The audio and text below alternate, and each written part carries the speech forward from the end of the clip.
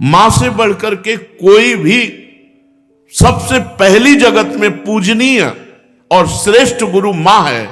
इसलिए उन दुर्बुद्धि, उन दुराचारी, उन नरकगामी पुरुषों की क्या बात करें जो अपने मां के ऊपर हाथ उठा देते हैं, जो अपने मां को कटुवचन कहते हैं। मां जैसा 9 महीने गर्भ में रखा, इसके बाद हमारा कितने वर्षों तक मलमूत्र फेंकती रही, अपने रक्त को दूध बनाकर हमें पिलाकर पोषण करती रही, उस मां का अब जब सेवा करने का अवसर आता है, अनाथ आश्रम भेजा। माना तो 10 लाख रुपया, 100 लाख रुपया जमा कर देगा अनाथ आश्रम में, उनकी खूब सेवा होगी। लेकिन प्यार, अपना पुत्र अगर 2 रोटी लेकर के आए मुस्कुरा करके, मां कैसी हो, इससे बढ़ करके रुपया पैसा और सुविधा नहीं होती। प्यार कौन देगा? तुम बच्चे थे, तुम्हें अनाथ आश्रम में भेज जाती, जाकर के पैसा जमा कर देती, तेरा हालत क्या होता। आज जब मां की सेवा का अवसर आया, ये जवान लोग VIP बनते हैं। ये धर्म है, धर्म निश्चित अपना प्रभाव दिखाकर रहता है। तो अधर्म करोगे तो दंड मिले। सबसे पहली बात समझ लो, मां, जिसके मां हो और कोई देवी देवता पूजने की जरूरत नहीं, पूजो तो तुम्हारे भाग्य की बात है, लेकिन सबसे बड़ी देवी मां है, सबसे बड़ी पूजा मां है। अगर अपनी मां की सेवा कर ली तो भगवान को प्रसन्न कर लिया। मान जाओ हमारी बात, जहां तक हमारी आवाज पहुंचती हो, अगर तुम्हारी मां हो तो चूकना मत। मां का आशीर्वाद ले लो, विश्व ब्रह्मांड में कभी परास्त नहीं होगे। मां महामहिम गुरु है। हां, अगर आप वृंदावन वास करते हो, अपनी मां को पास रखो। जैसी भी परिस्थिति हो, उस परिस्थिति से अपनी मां की सेवा करो, अपने पिता की सेवा करो। संन्यास लेने पर वो पिता सन्यासी बालक के साष्टांग दंडवत करेगा, लेकिन वो बालक अपनी मां को साष्टांग दंडवत करेगा। ये बहुत बड़ी महिमा मां की है। पूज्य बाबा कह रहे हैं, इसलिए मां को इस मनुष्य लोक में प्रथम देवता, प्रथम गुरु मानना चाहिए। मातृ देवो भव हमारा वेद कहता है, और पितृ देवो भव। अपने माता पिता की जिसने सेवा नहीं की, आज्ञा नहीं मानी, मनमानी आचरण किए, वो कभी सफल नहीं हो सकता, किसी भी मार्ग में सफल नहीं हो सकता। पूरा जीवन रुपया कमा करके अपने बेटे को बाबूजी बनाना चाहो, बेटे ने जब बूढ़ा अवस्था आई, पानी देने की अवस्था आई, तो घर से निकाल दिया। माता पिता की आराधना करना ये भगवत भक्ति है। पुंडरीक जी महाराष्ट्र में अपने माता पिता को भगवान मान करके उन्हीं के 8 पैर सेवा में रहते। तो आज भी जो विट्ठल भगवान है, उन्हीं को दर्शन देने के लिए गए थे। एक ईंट डाल दी, उसी ईंट में खड़े हो गए। ऐसे आज भी खड़े हैं। ऐसे कहा, जब माता पिता की सेवा पूर्ण हो जाएगी तब महाराज आपके दर्शन करेंगे। माता पिता भगवान का स्वरूप है। ये आज जो वातावरण बदल रहा है, बहुत गुस्सा लगती है जब देखने को मिलता है कि जवान बहू और बेटा मिलकर के बूढ़ी मां को मार रहे हैं। वो बेचारी उठ नहीं सकती, वो हिल नहीं सकती। अंतिम समय तक या तो जलोगे ऐसी जगह जहां बचाने वाला कोई नहीं होगा, या सड़ोगे। ऐसे अधर्म करने वाले को कभी और हम कहते हैं उस मां से पूछ लो जिसको तुमने मारा है, उसी मां से पूछ लो कि बोलो इसको क्या दंड दें, तो यही कहेगी कि कभी मत दंड देना। वो पिटते हुए भी यही कहेगी कि तू सुरक्षित रहे, तू सुरक्षित रहे। एक मां को मारा तो दूसरे भाई ने रिपोर्ट कर दी, पुलिस आई, मां से पूछ रहे तुम्हें मारा? नहीं मारा नहीं, बातचीत हो रही थी, ऐसे धक्का लग गया। धक्का दिया? नहीं, हमारा धक्का उसको लग गया। छोटा लड़का कह रहा है कि इतना जोर जोर से डंडों से मारा, इसके शरीर को देख लो कितने डंडे पर। चुप। मां का स्वरूप क्या होता है, समझो क्या स्वरूप होता है। पीट के अपमानित होके भी अपने बेटे को अपमानित और पीटने की इच्छा नहीं है। ऐसी वात्सल्यमयी मां को, ऐसे पिता को जो मेहनत करके कमाते, अपने बच्चे का पोषण किया और वो जवान हुए, डंडों से मारते हैं घर के बाहर। अरे राधा राधा, ऐसे दृश्य देखने को मिलते हैं ना। ये खा खा करके सब जवान हुए हो और अब माता पिता की सेवा का अवसर आया तो मुंह चुराए घूमते हो।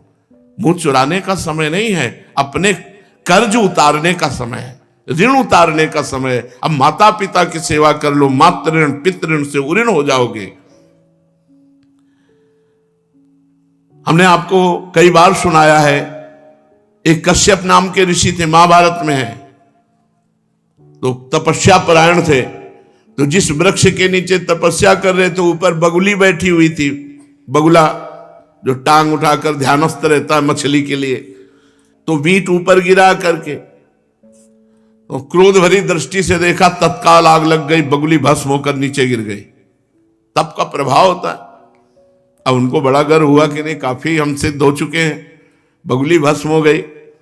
उठे भिक्षा के लिए गए तो एक दरवाजे में जाके भिक्षाम देहि, तो एक बहू निकली, उसने कहा भगवान कुछ क्षण रुकिए, अभी बना करके लाए। बड़े मृदु वचन से उनका सम्मान करते हुए अंदर गई तो दूसरे दरवाजे से उसका पति आ गया। जब भी पति आए पति की आराधना, उनको जल पिलाया, आसन पे बैठाला, फिर इतने में कुछ समय लगा और कहा भगवान आपके घर के दरवाजे अतिथि देव विराजमान है, आज्ञा हो तो भोजन। अरे उनका पहले अतिथि देवो भव, अतिथि की सेवा करो। अब वो गए, इतना विलंब क्यों किया? उनका हमारे पति देव आ गए, तू मुझे समझते नहीं है, इतना विलंब क्यों किया? बोले महाराज जानती हूं उस वृक्ष की बगुली नहीं हूं कि तुम्हारी आंख टेढ़ी करने से भस्म हो जाऊंगी। अब उनके होश उड़ गए कि ये बात तो केवल हम जानते, दूसरा कोई जानता ही। तो उनका तुम कैसे जाने? बोले मैं अपने पति सेवा के प्रताप से पतिव्रता हूं, मुझे तीनों कालों का ज्ञान है, तुम्हें बिल्कुल ज्ञान नहीं, अभी तुम अज्ञानी हो, अपने को ऋषि भले समझते हो। कश्यप ऋषि नाम था उनका। जाओ, तुम्हें अगर ज्ञान प्राप्त करना है तो जाओ, वहां एक कसाई रहते हैं, वो तुम्हें ज्ञान प्रदान करेंगे। अब कोई संशय नहीं था क्योंकि अलौकिक बात उनको पता है, पातिव्रत धर्म से। वहां गए, जिस कसाई का परिचय बचाया था तो मांस बेच रहा था, कोई कहता 2 किलो तो 2 किलो, 1 किलो तो एक, और ओंठ चल रहे थे। तो कहा कैसी गंदी जगह भेज दिया, चलने लगे। तो कहा कश्यप ऋषि, पहला आश्चर्य हुआ कि ये तो नाम बता रहा है हमारा, हमने तो अभी कुछ बात भी नहीं की, वो अमुक गांव की पतिव्रता ने भेजा है। अब और आश्चर्य हुआ, कहा हाँ। बोले बस खड़े रहो, मैं अपना व्यापार कर लूं, बस अभी आपके साथ चलता हूं। खड़े रहे, थोड़ी देर में वो बेच के दुकान बंद करके कहा तो उनका पहले ये बताओ इतना निंदनीय कार्य करते हो तुम? तो उनका मेरा जन्म हुआ है इसी कुल में, मैं हिंसा नहीं करता, मैं मांस लाता हूं और बेचता हूं और अपने परिवार का पोषण करता हूं क्योंकि मैं ऐसे कुल में जन्मा हूं। तो उनका तुमको ये कैसे पता चल गया मेरा कश्यप नाम है? बोले आपका नहीं, आपके बाप का, आपके पुरखों तक का हमको पता है। और ये कैसे पता चला कि वो बहू ने आपको कहा है ऐसा? बोले मुझे तीनों काल का ज्ञान है, भूत भविष्य वर्तमान। बोले इतना निंदनीय कार्य करते हो और तीनों काल का? बोले हर समय नाम जप करता रहता हूं और अपने कुल के अनुसार व्यापार करता हूं, और मेरी प्रधान पूजा, चलो घर देखो। जब घर में गए तो श्वेत पलंग पर बूढ़े माता पिता सजाए देवता की तरह बैठे थे, जाके साष्टांग दंडवत की और कहा मां आपके घर में अतिथि आए हैं, उनका अतिथि से मिलो और सेवा करो। उनका ये हमारे भगवान है, 8 पहर इनकी पूजा करता हूं, अपने माता पिता की, और अपने कुल के अनुसार आचरण करता हूं और निरंतर नाम जप करता हूं। उसके प्रताप से मुझे तीनों काल का ज्ञान है, भूत भविष्य वर्तमान। तुम अपने माता पिता को छोड़ करके तपस्या के लिए निकले हो, और वो भी अंधे हैं तुम्हारे माता पिता, जो स्वयं पानी नहीं ले सकते। तुम्हें कभी न परम पद मिलेगा, न स्वर्ग मिलेगा, नरक मिलेगा तुम्हें। उसी समय वापस हो गए, और जब माता पिता का शरीर पूरा हुआ तब पुनः तपस्या में लगे। माता पिता भगवान का स्वरूप है। स्वयं प्रात काल उठी कै रघुनाथा, मातु पिता गुरु ना वही माथा। अपने माता, अपने पिता, अपने गुरुदेव के चरणों में स्वयं राम जी महाराज मस्तक रखते थे प्रात काल उठ करके। सबसे पहले अपने माता पिता की जो आज्ञा का उल्लंघन करते हैं उन्हें कभी सद्गति प्राप्त नहीं होती। अब ध्यान से सुनो, यदि माता पिता भगवान का नाम जब भगवान की भक्ति का विरोध करने वाले हो तो उनकी नहीं बात माननी चाहिए। यदि माता पिता भगवान की भक्ति का विरोध करने वाले हो तो नहीं माननी चाहिए। यदि माता पिता गंदी आज्ञा करे तो नहीं देना चाहिए। रोटी दाल खाओ, नहीं चाहे उपवास करके मर जाओ, तुम्हें मुर्गा बकरी नहीं देंगे आके, तुम्हें शराब नहीं पिलाएंगे आके। एक तरफ भक्ति का वर्णन किया, अब ये वर्णन किया उनके दुष्परिणाम। और अगर माता पिता गलत आज्ञा करते हैं तो नहीं, पानी पी के रहो, ऐसे रहो, शराब तुम्हें नहीं देंगे, मांस तुम्हें नहीं देंगे। क्यों गलत आदत बनाई? जो धर्म विरुद्ध है वो हम तुम्हें लाके नहीं दे सकते। यदि माता पिता भक्ति विरोधी हो तो उनकी बात नहीं माननी चाहिए। सेवा करने की बात नहीं कह रहे, सेवा करो, बात मत मानो। यदि भक्ति विरोधी है तो बात मत मानो।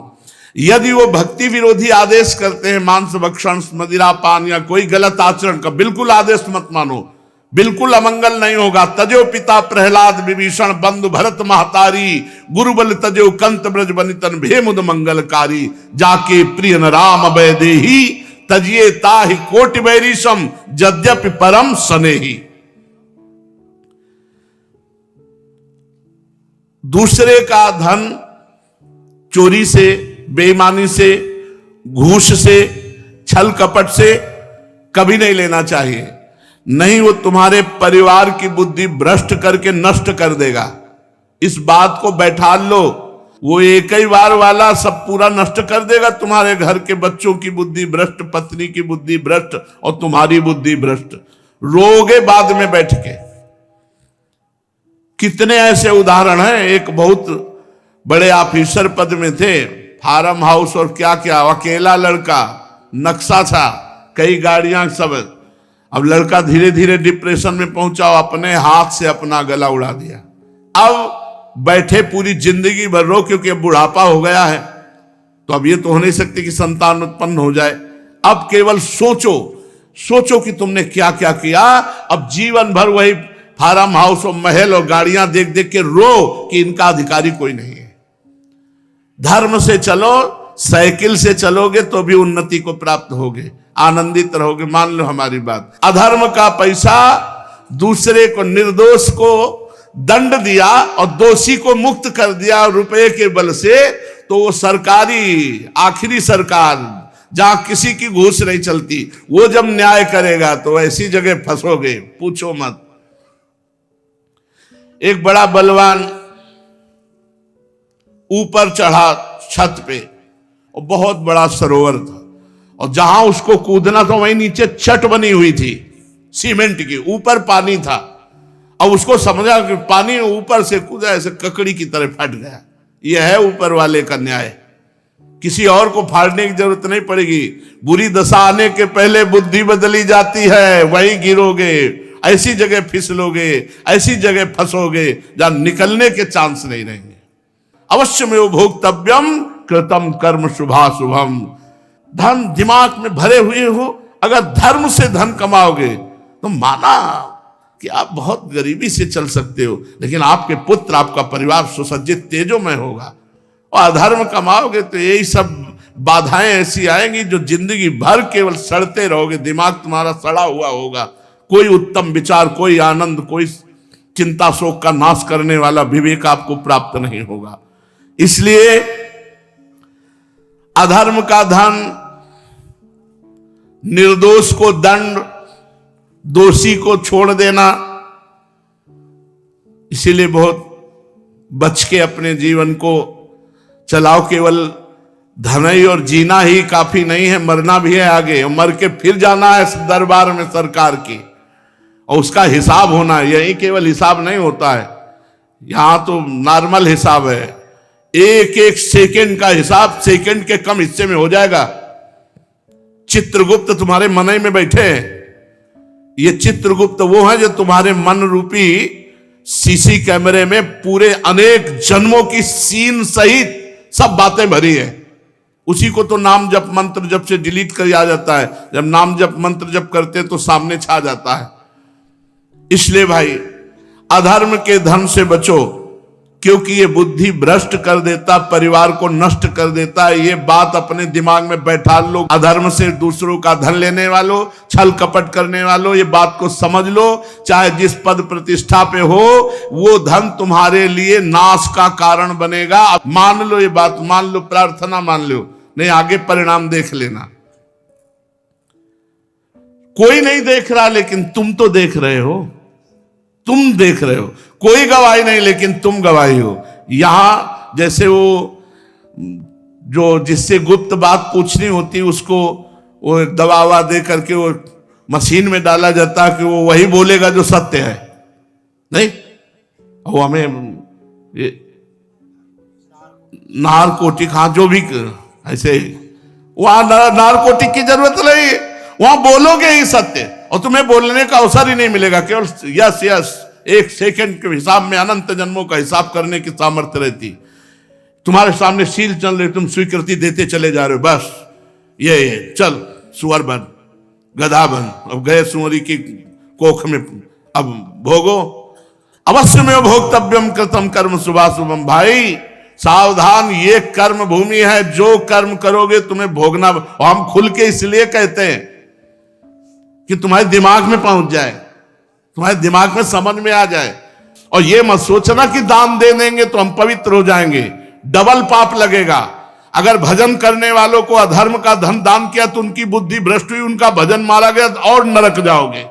अधर्म से कभी भी धर्म की पूर्ति हो ही नहीं सकती। फिर बिल्कुल पक्की बात समझ लेना। ये मत सोचना कि बेईमानी करके हराम के जितने मनावे कमा, उसके बाद थोड़े बाबा जी को दे दिए तो हम चक्का आनंद लेंगे।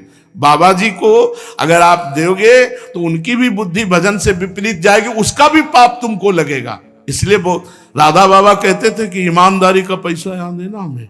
जैसे कभी किसी को कोई भागवत सुना को तो बोले हम तुम्हें दक्षिणा देना चाहते, तो एक घास काटने वाला है, बोले बाबा पक्की ईमानदारी का, हम रोज घास काटते हैं, उसी का मिलता है, लाओ। बाबा बोले लाओ। एक संत को देखा जो पैर का रिक्शा जब चलते थे तो उसी ऐसे खड़े हो जाते, ला रहे, बोले बाबा हम गरीब आदमी, बोले ला, तो 50 पैसा दे देता या 1 रुपया, वही बस ले, कि वो पसीना चुआ रहा है, मेहनत कर रहा है, वो 50 पैसा 1 रुपया दे। आजकल प्रायः लोग शॉर्टकट से धनी बनना चाहते हैं। कितने जन आत्महत्या कर रहे हैं। मोबाइल में वो एडवर्टाइज भी आती है, अब नए नए लड़के और जितने सब हैं करोड़पति बनने के लिए रुपया लगाए चले, माता पिता की पर्स खाली करके वो मोबाइल में वो जुआ गेम ले परेशान है। अनंत ब्रह्मांडों का स्वामी अपने आप को दांव में लगा दो, वो अपने आप को दे देंगे, वो अपने आप को दे देंगे तो अनंत ब्रह्मांड तुम्हारा। तभी कहते हैं बिना दस्तखत के जब जो जरूरत होती है, मांगना नहीं है किसी भी तरह का। आप सत्संग सब सुन रहे हैं, किसी भी तरह का यहां कोई फ्रॉड आपको नजर आता हो कि ऐसे तो कहते हैं कि मैं लेता नहीं हूं, पीछे बैग में ले जाते हैं, लेता कोई खड़ा होकर बता दे, आप दे दोगे हाथ उठा करके। ऐसे किए तो भिक्षुक हैं, बाबा जी हैं। ये बिजली का बिल हमारे घर में बिजली नहीं पैदा होती, इसकी भी फीस लगती है। इसका अगर आप दे देते हो तो आराम से बैठे हो, चल रहा है, और जब कट जाएगा तो दीपक जला के सत्संग करेंगे, माइक हटा के करेंगे। आ जाता है तो दाल रोटी हो जाती है, ज्यादा आ जाता है तो सब्जी भी बन जाती है। आ गया तो जो जैसी व्यवस्था भगवान कर दिए उससे कोई ये नहीं कह सकता कि मेरे से मांगा गया। और भगवान की कृपा से सब कुछ चल रहा है। हमारा अगर जीवन भगवान में अर्पित है तो जिन्होंने अनंत ब्रह्मांड बनाया वो हमारी व्यवस्था नहीं करेंगे क्या यार? तुम्हारे द्वारा व्यवस्था चलेगी।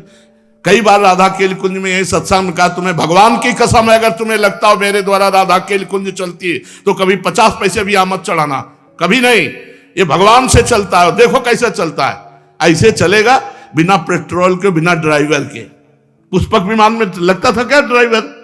पेट्रोल लगता था। अरे राधा केल कुंज भी चल रही है, उन्हीं से चल रही, उन्हीं से चल। कैसे चल रही? दिमागों में चल रही, हृदय में चल रही, सबका भरण पोषण हो रहा है।